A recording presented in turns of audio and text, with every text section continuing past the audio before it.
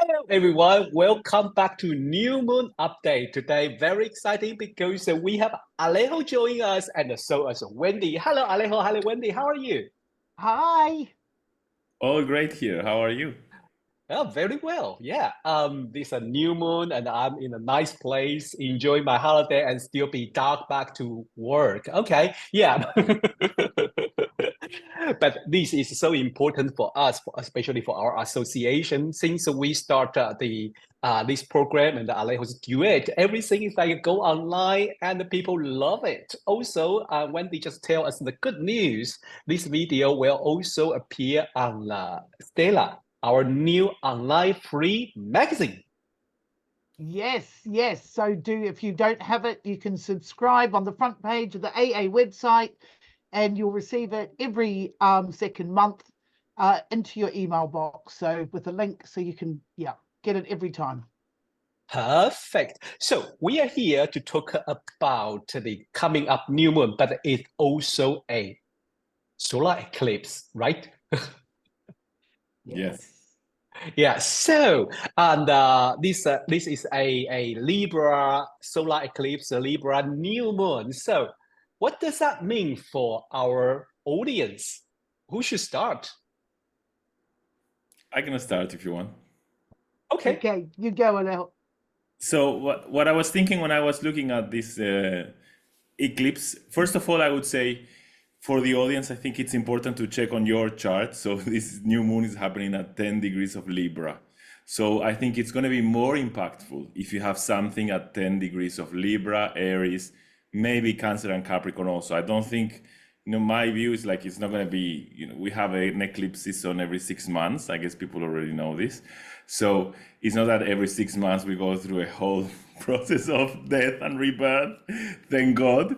So I think it's important to check on your chart what's happening on your chart, maybe which houses you have in 10 degrees Libra and these kind of things, right? And what I was looking at is that this idea that it's an eclipse because it means that the new moon, the sun and the moon are together close to the nodal axis, and in this case they are close to the south node. So I think it's a new moon is the beginning of a process, but I think it's talking about letting go something of the Libra quality and going more into Aries because the north node is in Aries. So letting go something of this idea of maybe adapting too much to the others and following more your desires. This is the first thing I thought. I also saw that, if the new moon is happening in Libra, I will look at where is Venus, because Venus is the planet that rules Libra, and in this case, it's in Scorpio. So I think there is this idea of perhaps deepening your relationships, going to places that may feel a little bit uncomfortable. Traditionally, Venus is not so comfortable in Scorpio. So this idea of going to places that you may not feel so comfortable about, perhaps exposing some sense of intimacy that may make you feel vulnerable and these kind of things, in order to speak about what you need in relationships. And especially I would talk about desires and perhaps passion and sexual desires, being the North Node in Aries, which is ruled by Mars, and Venus ruling Libra. I think there's something about what turns you on, and how you find excitement and joy in your relationship. So these are the first thing I thought about. I was thinking a lot about this psychologist Esther Perel. I don't know if you know her. She talks a lot about the idea of how the everyday life sometimes is a challenge for relationship, and how important it is to be brave and be able to speak about what your desires are, what makes you find pleasure and joy in your relationships. So I think there's something about that. How about Wendy? Thanks, Alejo. I absolutely echo what Alejo has said as well with the new moon. It's and the eclipse. And what's interesting too is Alejo mentioned the nodes, and the north node being in Aries, the south node being in Libra. So ruled by Venus and Mars. And the thing about this interesting, I think, about this eclipse is you have the eclipse that's building to a square to Mars, which often indicates conflict. It's ruled by Venus and Scorpio, so it sort of underlines a little bit of deep-seated stuff that needs to be resolved. So it's building. So the node rulers are built are and trine those. So it does offer a solution. So the Venus and Scorpio's building to a trine with Mars and Cancer, but this eclipse is building to a square with Mars. So I think it's about reconciliation as well. Mercury is on this eclipse. It's right next to it. It's only one. It's 1 degree away, 1.5. So it's about. I think Alejo was saying, it's about, doing things for yourself, not people pleasing, not saying yes all the time. It's okay to say no.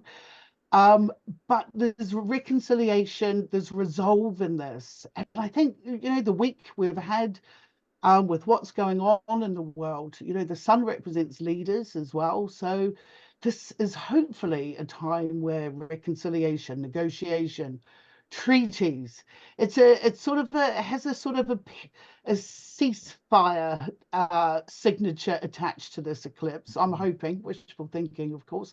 But there's some really nice things, and I think with a lot of effort, then people can sort of really build on relationships, getting rid of stuff from the past, and moving forward.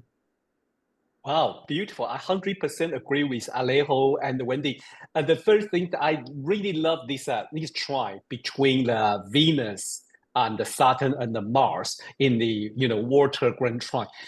They give me a sense. I agree with Wendy about the reconciliation. That is a really beautiful way to interpret it from the personal level, in the personal relationship with personal life, or in the mundane level, between country and country, people and people.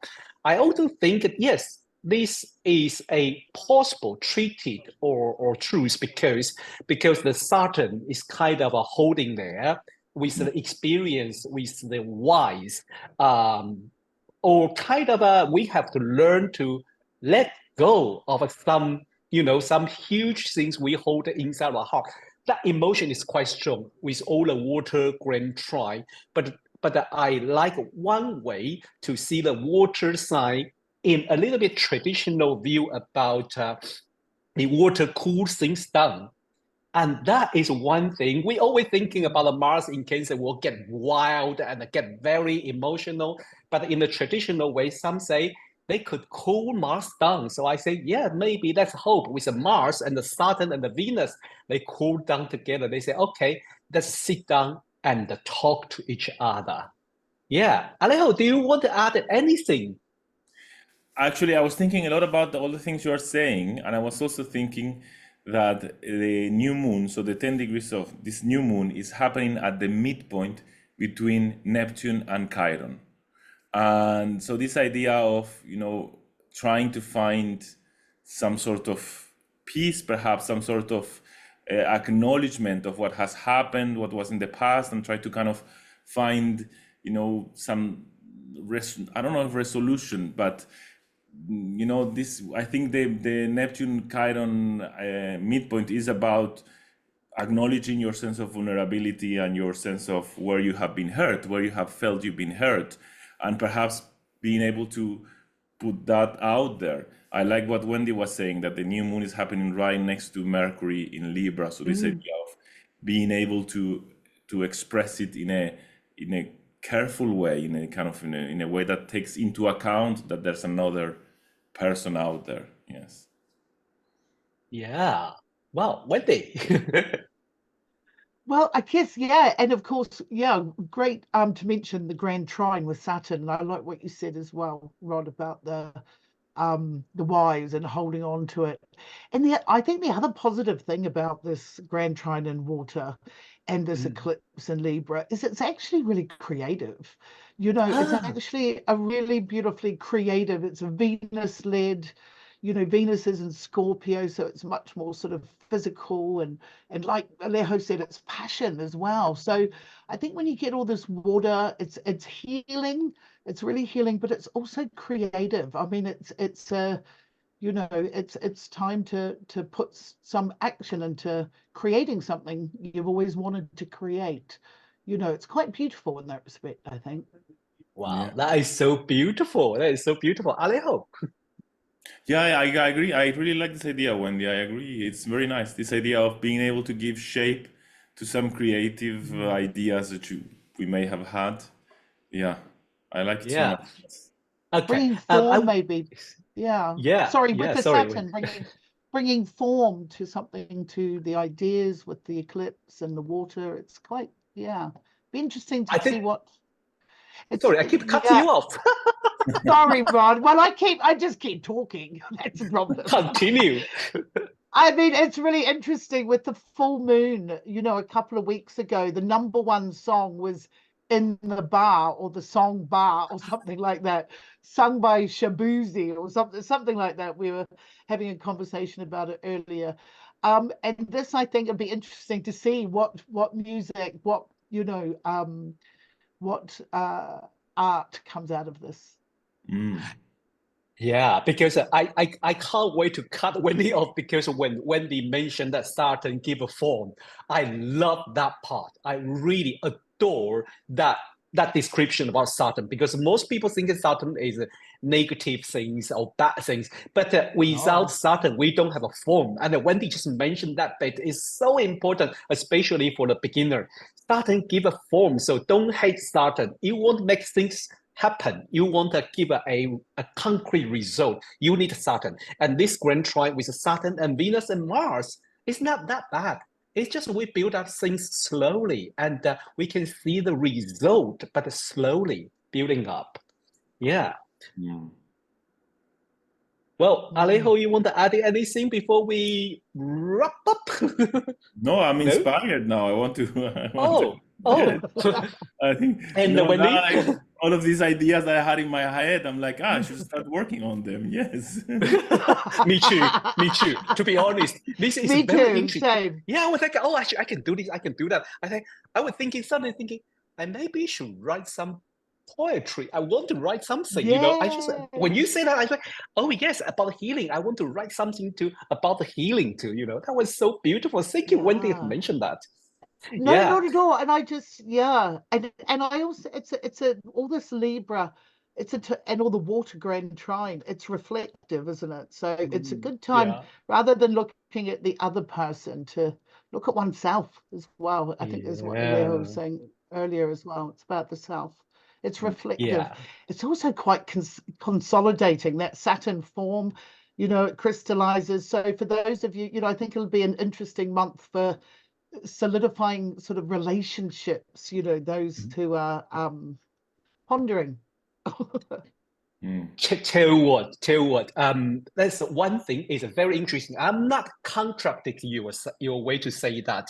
I agree, but very interesting because somehow, well, Mars and the Saturn, most view, some traditional view is they are malefic, right? So very interesting because this solar eclipse is right on 10-degree Libra, where have a fixed stars in the Virgo called Winter Matrix. Some astrologer really focus on this fixed star, and especially I think it's Vivian Robertson. He give a meaning about the really bad for the relationship. Because the first was combination of Venus and the Saturn. And another story, I really guess, it's not really, I didn't do a deep study, but some say these stars, the legend, the mythology related to this star is the Dionysius give this star to one of his lover, his sticks, right? The half human, half goat. Are they sticks or something? Give his lover, and because he tried to this lover tried to grab a grape for him, but falling from the tree and die.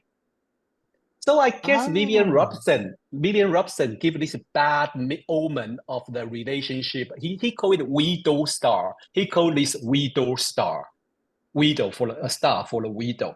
So a lot of the tradition, especially mentioned by Vivian Robson and a lot of astrologers thinking these stars are make people working hard or or have that relationship. Very interesting. We always read it from another way. Benedict Brady give us the meaning, very beautiful, because these stars are related to the ancient Babylonian goddess of date, not dating. It's a date, the fruits, called Nicole. But it's also date. Come on, Libra. Goddess of a date. Very interesting. So it's about fruitful. It's about the harvest the fruit and the collecting. So it's also, I think, related to the Greek and Roman when they collected the grape to make wine. That's why I think they related it to Dionysius. So collect what we have, collect our experience, collect our data would be very important during this new moon and eclipse. This is my, my thing. I can't resist to talk about fixed star if there is one. Yeah, and I think the eclipse, I mean, I don't know much about Maki, but I think the eclipse is it can join Maki this. We should have Lian. I don't know. Yeah. She keeps talking it's about it. It's an interesting, I love the gathering. I love the collecting. Yeah, I think that's quite lovely. Yeah. But, quite a community spirit. Yeah. I was thinking about this idea. You were talking about the effort. And I'm looking at the chart here on my left, and I was looking at the new moon. So it's at 10 degrees of Libra, right? So it's is it the semi-sextile, right? To Venus in Scorpio, like 30 degrees apart. Yes, semi-sextile. And it's a square to Mars in Cancer, right? The square, okay, it's 5 degrees. So, the square and the semi-sextile, the square is a tense aspect for sure. The semi-sextile is like an uncomfortable aspect.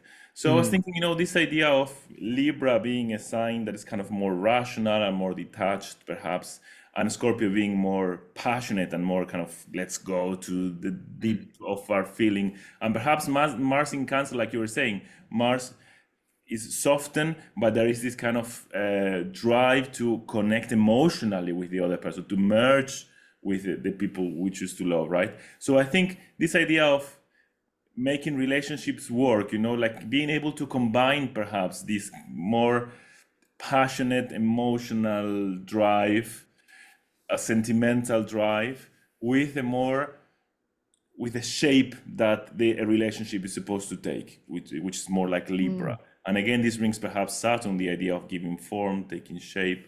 So perhaps this idea, of these stars that are demanding so much work is also reflected in these aspects, I'm thinking. Wow, so interesting. Well, I think that is a lot to take in. So I really, really hope our audience enjoy today's new moon update. But before we say goodbye, Wendy, do you have any news to share with our audience from the Astrological Association? Well, we're just on the verge of confirming a venue for next year. It's not quite in the bag yet, but we're looking at another end of August conference, and it'll probably be roughly around the East Midlands somewhere. So yeah, it looks great. So hope to see you there, online or in person, either way. Yeah, and also this month we also have a duet, right? I think it would be Roy and Mary English talking about a relationship, if I remember correctly. I try to remember. I think so. Yes, I think it's on the 19th of October. Hey, I'm in holiday. I still remember everything. I'm so proud of myself. I'm so bad with dates, Rod. Don't ask me these things. Just I was hoping Alejo will helping me, but okay. Let me try to dig it out from my memory. I think so because we mentioned about last time. Was the 19th of October. It's Mary English and Roy going to talk about relationships. So if you are interested about the relationship, don't miss this astrological duet. You can, Alejo, yes? It's 17th of October. Thank you. Okay, so it will be 17th of October, and then you can go to join, sign up from our AA website, event website, right? Yes, exactly. You go to events and there's the Astro Duet, yes. Cool. And also more important, well, the event is not free, it's donation based. So we hope that if you are able to donate some, to do a donation for us to be able to support these events, it would be amazing. Of course, the idea is it's donation based in case we understand some people are going through financial difficulties with the state of the world as it is, and we don't want you to miss it. So of course you can come Yeah. if you cannot Yeah. donate.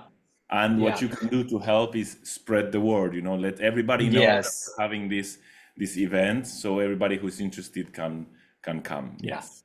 Yeah, and last time when I chatted with Chris, and Chris say, well, usually people feel confused about donations and how much they should give. I would say, well, £2, £3, £5, £10, up to you. You know, even you want to give £1, we will not say no. And if you couldn't, well, you are still very welcome to join our astrological duet. Astrological Association is here for everyone who loves astrology. Okay, well, can I Wendy? Can I just add Yes. that any donation to the Astrological Association, because we're a charity, is tax deductible. So that is an incentive for people to donate. Definitely. Thanks, everyone. Thank you, Wendy and Alejo, joining us today. Thank you, and Rod. we Thank will you, Alejo. see you next Thank month. you. Bye-bye. Bye. Bye.